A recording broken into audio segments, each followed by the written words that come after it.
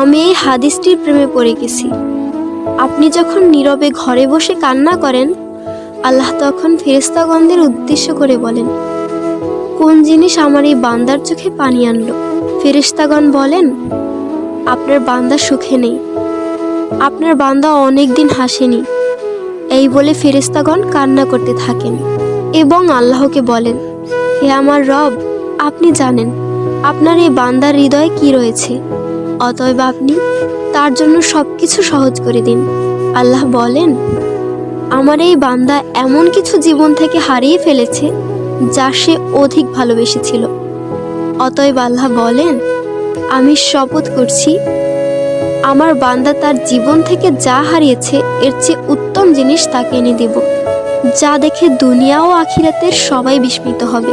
আলহামদুলিল্লাহ।